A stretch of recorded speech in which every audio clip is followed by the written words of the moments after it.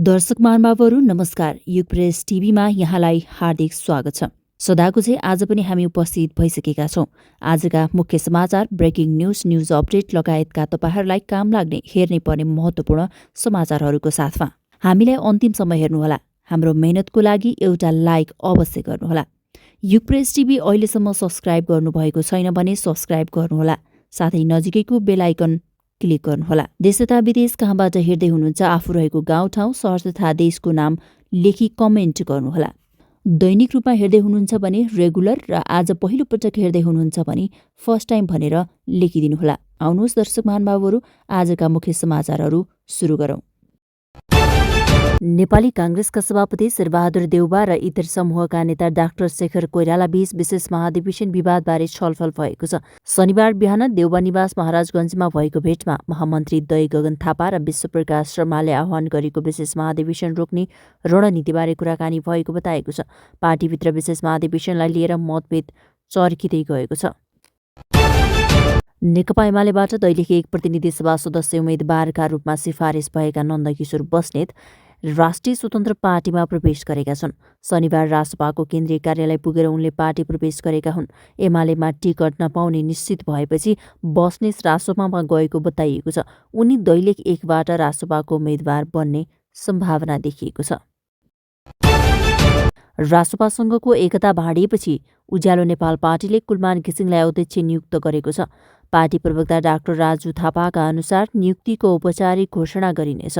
निर्वाचन आयोगमा दर्ता हुँदा अध्यक्ष अनुप उपाध्याय रहे पनि नयाँ उपस्थितिमा कुलमानलाई जिम्मेवारी दिएको हो। पार्टीको आकस्मिक केन्द्रीय समिति बैठक र पत्रकार सम्मेलन पनि तय गरिएको छ। रासपा सभापति रवि लामिछाने उज्यालो नेपालका संरक्षक कुलमान घिसिङसँगको सहमति भङ्ग हुनुमा घिसिङले दिनदिनै नयाँ माग राखेको कारण देखाएका छन्। पार्टी सचिवालय बैठकमा ब्रिफिङ गर्दै लामिछानेले पद, भागभण्डा र शक्ति केन्द्रित मागले सहकार्य सम्भव नभएको बताएका छन्। यससँगै रासपाले उज्यालो नेपालसँगको सहमति अनुमोदन नगर्ने निर्णय गरेको छ। नेपाली कांग्रेसका 5 प्रदेश सभापति र 47 जिल्ला सभापति नियमित महाधिवेशनको पक्षमा उभिएका छन्। शनिबार विज्ञप्ति जारी गर्दै उनीहरूले विशेष महाधिवेशनको उपयुक्त वातावरण नरहेको जनाएका छन्। सबैले पार्टी जोगाउन एकताबद्ध भएर लाग्नुपर्नेमा जोड दिँदै केन्द्रले वार्ता र सहमतिको माध्यमबाट विभाजन रोक्नुपर्ने उनीहरूको आग्रह छ। नेपाली कम्युनिस्ट पार्टीले शनिबार रुकुम पश्चिममा एकता सन्देश सभा आयोजना गरेको छ। माओवादी केन्द्र, एकीकृत समाजवादी लगायत 15 दल मिलेर बनेको नेकपाले देशका विभिन्न जिल्लामा यस्ता सभा गर्दै आएको छ। जनार्दन शर्माको राजनीतिक आधारभूमि मानिने रुकुम पश्चिममा भएको सभामा उल्लेख्य जनसहभागिता देखिएको आयोजकले जनाएका छन्। उज्यालो नेपाल पार्टीका नवनियुक्त अध्यक्ष कुलमान घिसिङले रासपासँगको सहमति 12 दिनमै भङ्ग हुँदा अब ठूलो अन्यलमा परेको बताएका छन्। शनिबार काठमाडौँमा बोल्दै उनले सहमति कार्यान्वयन नहुनु दुःखद भएको बताए। लिखित तथा अलिखित सहमति कार्यान्वयनमा समस्या आएपछि एकता अघि बढ्न नसकेको उनको भनाइ छ। नेपाली कम्युनिस्ट पार्टीका नेता तथा पूर्व अर्थमन्त्री वर्षमान पुनले तोकेकै मितिमा निर्वाचन हुनुपर्ने बताएका छन्। शनिबार काठमाडौँमा आयोजित कार्यक्रममा बोल्दै उनले हजारौंको बलिदानबाट प्राप्त राजनीतिक उपलब्धि सङ्कटमा परेको भन्दै निकास निर्वाचनबाट मात्र सम्भव हुने बताएका छन्। उनले अन्तर्राष्ट्रिय चलखेल रोक्न राष्ट्रियता पक्षधर शक्तिबीच एकता र सहकार्य आवश्यक रहेको जोड दिएका छन्। नेकपा एमालेका अध्यक्ष केपी शर्मा ओलीले पार्टीमा युवाको सबल प्रतिनिधित्व स्थापित भएको बताएका छन्। शनिबार सामाजिक सञ्जाल मार्फत उनले 11औं महाधिवेशनबाट निर्वाचित केन्द्रीय कमिटी 33% नयाँ अनुहार र करिब 34% 50 वर्ष मुनिका नेता रहेको उल्लेख गरेका छन्। ओलीले महाधिवेशनले सबै उमेर समूहको सन्तुलित नेतृत्व चयन गरेको दावी गरेका छन्। राप्रपा अध्यक्ष राजेन्द्र लिङ्गदेले नेपालको निर्णय प्रक्रिया विदेशी प्रभावमा रहेको बताएका छन्। उनले मुलुकको निर्णयगत फर्काउन राजा राजनीतिक दल र नयाँ पुस्ताबीच नयाँ राष्ट्रिय समझदारी आवश्यक भएको बताएका छन्।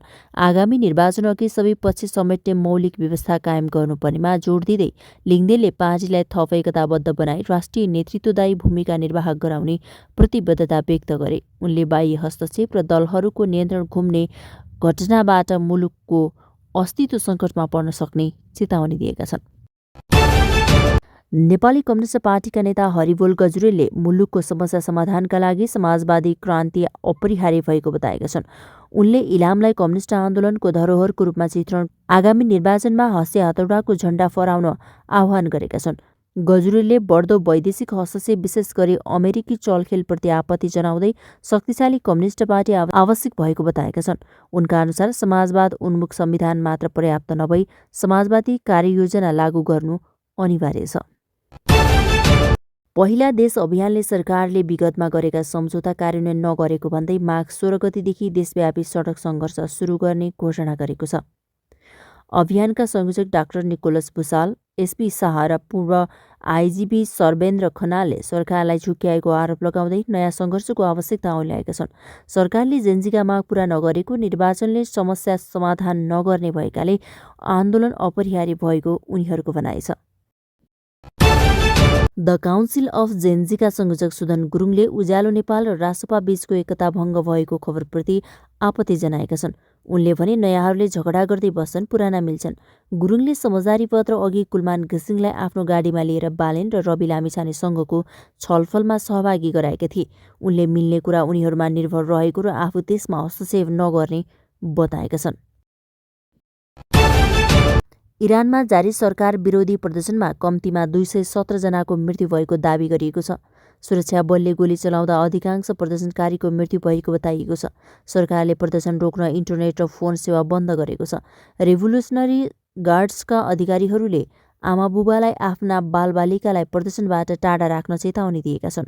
अमेरिकी राष्ट्रपति डोनाल्ड ट्रम्पले प्रदर्शनकारी मारिएका इरानी सरकारले ठूलो मूल्य चुकाउनु पर्ने चेतावनी दिएको छ।